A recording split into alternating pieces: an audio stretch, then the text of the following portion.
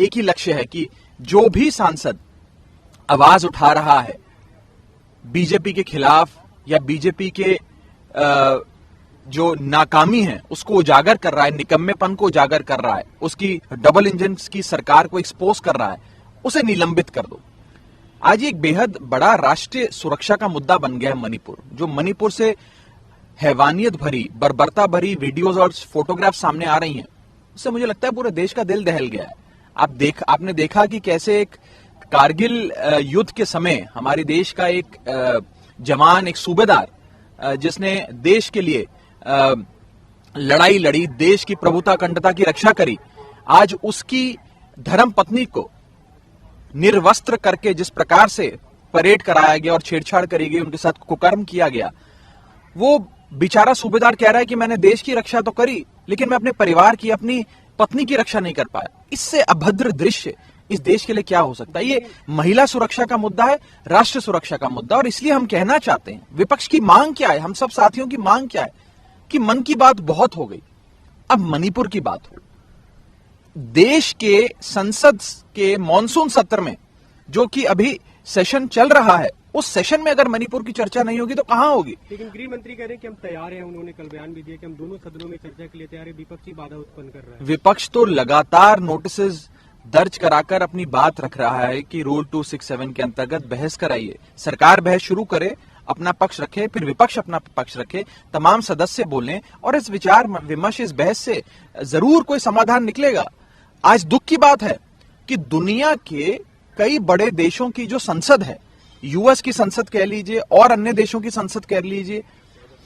वो संसद मणिपुर के मुद्दे पर गंभीर है, वो चर्चा करना चाह रही है। दुनिया के कई संसद भवनों में इस पर चर्चा हो भी गई है, लेकिन ये हमारे भारत देश का ही संसद है जिसमें मणिपुर पे चर्चा नहीं हो रही। क्यों नहीं हो रही है, ये मैं पूछना चाहता हूं और एक महत्वपूर्ण विषय आपके सामने रखना चाहता हूं। क्यों मैं कह रहा हूं बार बार कि मणिपुर का विषय मात्र मणिपुर का विषय नहीं है, ये एक राष्ट्र सुरक्षा का विषय है। आज के अखबार ही हमें बताते हैं कि मणिपुर में जो आग लगी थी उसकी छींटें आज आसपास के राज्यों पर भी आने लगी हैं। आज सुबह की जानकारी है कि मिजोरम के अंदर भी एक पर्टिकुलर समुदाय के खिलाफ वायलेंस की घटनाएं सामने आ रही हैं और वहां से उन्हें हिदायतें दी जा रही हैं कि आप मिजोरम छोड़कर चले जाएं। तो कहने का मतलब यह है कि यह अब विषय सिर्फ मणिपुर का नहीं रहा, ये एक प्रकार से पूरे नॉर्थ ईस्ट का मसला बनता जा रहा है। इसीलिए हम सरकार से हाथ जोड़कर विनती करते हैं कि संज्ञान लें। सदन में डेकोरम और डिसिप्लिन की बात कर रहे हैं, जो राज्यसभा के सभापति कल उन्होंने कहा उससे हम समझौता नहीं कर सकते, सभी सदस्यों को सवाल उठाने का अधिकार है, आवाज उठाने का अधिकार है, लेकिन आपको डिसिप्लिन मेंटेन करना चाहिए, जो संजय सिंह नहीं कर रहे थे, उनका ये कहना था। जब जब सदन में विपक्ष जनता की आवाज उठाना चाहता है, ज्वलंत मुद्दे पर बहस चाहता है और सरकार वो बहस से भागती है, तो इसी प्रकार के लोकतांत्रिक हथियार लोकतंत्र को मजबूत करते हैं। ये मैंने नहीं कहा, ये अरुण जेटली साहब, उस समय के राज्यसभा के लीडर ऑफ अपोजिशन, और सुषमा स्वराज जी, उस समय की लोकसभा की विपक्ष के नेता, उन्होंने ये बात कही थी कि इस प्रकार से विरोध दर्ज करा के सदन को ना चलने देना भी संसद को और देश के लोकतंत्र को मजबूत करता है और संसद को चलाने की जिम्मेदारी सरकार की होती है। ये मैं नहीं कह रहा, बड़े विद्वान, बड़े नेता, इस देश के लीडर ऑफ ऑपोजिशन, केंद्रीय मंत्री रहे अरुण जेटली जी और सुषमा स्वराज जी का कथन है। मैं बीजेपी के लोगों को ये कथन दिखाना चाहूंगा, पढ़ाना चाहूंगा। ने भी एक प्रेस कॉन्फ्रेंस की, उन्होंने कहा कि विपक्ष तो सर्टेन शायद फैक्ट छुपाना चाह रहा है, इसलिए इस तरह का विरोध किया जा रहा है और सदन नहीं चलने दिया जा रहा है। देखिए, मैं उनको बस यही कहना चाहूंगा कि मणिपुर के अंदर केवल breakdown of law and order machinery ही नहीं हुआ है,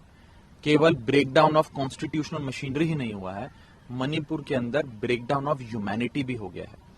और मेरी हाथ जोड़कर विनती है केंद्र सरकार के तमाम मंत्रियों से, केंद्र सरकार से, कि भारत के संविधान का पालन करें, आर्टिकल 355 और 356 लागू करें और मणिपुर के गवर्नर के आह्वान पे, जो रोज चैनल पर आकर खुद कह रही हैं, अखबारों के माध्यम से कह रही हैं, इंटरव्यू देकर कह रही हैं कि मणिपुर जल रहा है, मणिपुर को बचा लो, तुरंत प्रभाव से एन बीरेन सिंह की भाजपा राज्य की मणिपुर सरकार को बर्खास्त कर राष्ट्रपति शासन मणिपुर में लगना चाहिए, प्रेसिडेंट्स रूल लगना चाहिए, आर्टिकल 356 का पालन होना चाहिए। इस मुद्दे पे पूरे देश भर में प्रोटेस्ट करने वाले हैं, दिल्ली में भी जंतर मंतर पे प्रोटेस्ट का प्लान है। जी, आम आदमी पार्टी आज देश भर में, हमारी तमाम इकाइयां देश के कोने कोने में मणिपुर के लोगों की आवाज उठाएंगी और प्रयास करेंगी कि मणिपुर के लोगों की चीखें सत्ता में बैठे लोगों के कानों तक पहुंचे। एक अंतिम सवाल, आप संजय सिंह अब सस्पेंड हो चुके हैं आम आदमी पार्टी की, और आम आदमी पार्टी एक एक वोट जुटाने की कोशिश कर रही है अध्यादेश के मुद्दे पर, अगर वो बिल के रूप में आता है, क्या रणनीति रहेगी? नहीं, देखिए, हम सबसे पहले तो प्रयास करेंगे चेयरमैन साहब से मिलकर कि चेयरमैन साहब, आप हम सबके आदरणीय हैं, हमारी लड़ाई कोई चेयरमैन से तो है नहीं, हमारी लड़ाई बीजेपी से, बीजेपी की लड़ाई हमसे है। आम आदमी पार्टी बनाम बीजेपी, बीजेपी बनाम आम आदमी पार्टी है। तो हम चेयरमैन साहब से रिक्वेस्ट करेंगे कि बिल्कुल ही डिस्पैशनेटली और पूरी स्वतंत्रता से इस विषय को फिर से देखें, इस पे पुनर्विचार करें, और संजय सिंह की जो सदस्यता को आप लोगों ने निलंबित किया है, उनको सस्पेंड किया है, उसे वापस लें। मैं मांग रहा है कि आप लोगों ने मिलने के लिए, हमने